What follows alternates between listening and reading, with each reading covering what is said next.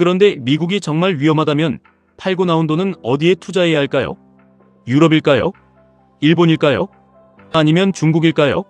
오늘은 미국 증시가 안전하다는 이야기를 하려는 것이 아닙니다. 미국 증시가 비싸고 위험해 보여도 QLD, TQQQ 투자자가 끝내 미국을 떠나기 어려운 이유와 우리가 실제로 어떻게 대응해야 하는지 말씀드리겠습니다. 먼저 유럽을 보겠습니다. 유럽에도 세계적인 기업은 많습니다. 최첨단 반도체 장비를 만드는 ASML이 있고 명품과 제약, 자동차 분야에서도 강한 기업들이 있습니다. 하지만 지난 10여 년 동안 세계의 돈이 가장 많이 몰린 인공지능, 반도체, 클라우드, 플랫폼 분야를 이끈 기업 대부분은 미국에서 나왔습니다. 유럽은 좋은 기술과 제조 능력을 가지고 있지만 새로운 기업이 빠르게 성장하기에는 규제와 시장 구조가 상대적으로 무겁습니다. 좋은 기업은 있지만 세계의 변화를 이끄는 기업이 미국만큼 계속 등장하지 못한 것입니다. 다음은 일본입니다. 일본 증시는 1989년 고점을 기록한 뒤 30년이 넘는 긴 시간을 보냈습니다. 그리고 2024년이 되어서야 과거 고점을 넘어섰습니다. 최근 일본 기업들은 배당을 늘리고 자사주를 매입하고 쌓아둔 현금을 주주에게 돌려주기 시작했습니다. 기업이 주주 가치를 높이도록 거래소와 정부가 압박한 결과입니다. 일본 증시가 다시 살아난 것은 사실입니다. 하지만 혁신 기업의 숫자와 성장 속도, 세계 시장에서 차지하는 규모를 보면 아직 미국을 완전히 대신하기는 어렵습니다. 이미지 6. 일본 기업이 쌓아둔 현금을 배당과 자사주, 매입으로 주주에게 돌려주는 구조를 보여주는 금융. 인포그래픽 뒤편에는 미국 증시가 더 큰 규모로 보이는 장면 16대9. 중국은 어떨까요? 중국의 성장 속도와 기술력을 무시할 수는 없습니다. 전기차, 배터리, 드론, 인공지능 분야에서 이미 세계적인 경쟁력을 갖추고 있습니다. 하지만 중국 투자에는 기업 실적만으로 계산하기 어려운 정책 위험이 있습니다. 대표적인 사례가 알리바바의 금융 계열사인 엔트그룹입니다. 대규모 상장을 앞두고 있었지만 정부의 결정으로 상장이 갑자기 중단됐습니다. 기업이 성장하고 많은 돈을 벌더라도 정책 방향이 바뀌면 투자 환경이 순식간에 달라질 수 있다는 것을 보여준 사건입니다.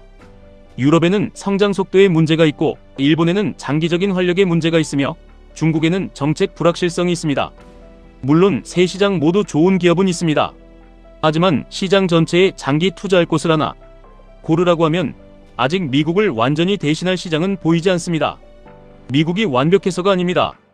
세계의 자본과 인재, 기술과 기업이 가장 강하게 모이는 시장이기 때문입니다. 엔비디아, 마이크로소프트, 애플, 아마존, 구글, 메타 같은 기업이 모두 미국 시장에 상장돼 있습니다. 반도체 설계부터 인공지능 모델, 클라우드 서버, 광고 플랫폼, 스마트폰 생태계까지 세계 경제의 중요한 부분을 미국 기업이 차지하고 있습니다. 이 기업들이 성장하면 QQQ가 오르고 QQQ의 하루 수익률을 2배로 추종하는 QLD와 3배로 추종하는 TQQQ도 큰 영향을 받습니다. 그렇다면 미국에만 투자하면 무조건 성공할까요? 그렇지 않습니다. 미국이 가장 강한 시장이라는 것과 아무 가격에나 매수해도 된다는 것은 완전히 다른 이야기입니다. 2000년 닷컴 버블 당시 나스닥은 고점에서 약 78% 하락했습니다. 고점에서 투자한 사람은 원금을 회복하는 데 오랜 시간이 필요했습니다. 당시 TQQQ는 존재하지 않았지만 지금과 같은 3배 레버리지 상품이 있었다면 계좌는 사실상 붕괴했을 가능성이 큽니다. 2022년에도 금리가 빠르게 상승하면서 QQQ가 크게 하락했고 TQQQ는 고점에서 80% 이상 떨어졌습니다. TQQQ에 넣은 1억 원이 2천만 원 아래로 내려갈 수 있다는 뜻입니다. 미국이 장기적으로 강하다고 믿는 것과 TQQQ에 전 재산을 넣는 것은 완전히 다른 결정입니다. 특히 은퇴가 가까워지는 40대와 50대 투자자는 미국을 믿더라도 투자 구조는 더 신중하게 만들어야 합니다. 예를 들어 투자금이 1억 원 있다고 가정해 보겠습니다. 이 돈을 전부 TQQQ에 넣었다가 70% 하락하면 계좌에는 3천만 원만 남습니다. 3천만 원이 다시 1억 원이 되려면 70%가 아니라 약 233%가 올라야 합니다. 계산으로는 기다리면 될 것 같지만 현실은 다릅니다. 1억 원이 3천만 원이 된 계좌를 보면서도 추가 매수할 수 있는 사람은 많지 않습니다. 대부분은 가장 두려운 순간에 매도를 고민하게 됩니다. 그래서 QLD, TQQQ 투자자에게 필요한 것은 높은 수익률보다 먼저 하락장을 견딜 수 있는 구조입니다. 하락장에서 50% 이상의 손실을 감당하기 어렵다면 TQQQ를 계좌의 중심에 두면 안 됩니다. QLD를 중심으로 두고 TQQQ는 감당 가능한 범위에서 사용해야 합니다. 예를 들어 QLD 6천만원, TQQQ 2천만원, 현금 2천만원처럼 구성할 수 있습니다. 이 비율이 모든 사람에게 정답이라는 뜻은 아닙니다. 핵심은 폭락장에서 매도하지 않도록 미리 구조를 만드는 것입니다. QLD는 상승장에서 자산을 키우는 역할을 하고 TQQQ는 계좌의 수익률을 높이는 역할을 합니다. 그리고 현금은 아무것도 하지 않는 돈이 아닙니다. 시장이 20%, 30% 하락했을 때 QLD와 TQQQ를 더 낮은 가격에 살 수 있게 해주는 기회 자금입니다. 현금이 없는 투자자는 하락장을 공포로 바라봅니다. 하지만 현금이 있는 투자자는 같은 하락장을 매수 기회로 바라볼 수 있습니다. 미국 증시는 앞으로도 계속 비싸다는 말을 들을 것입니다.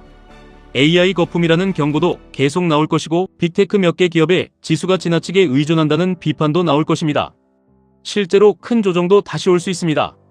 미국 증시는 10%, 20% 조정을 반복해왔고 때로는 그보다 더 깊은 하락도 겪었습니다.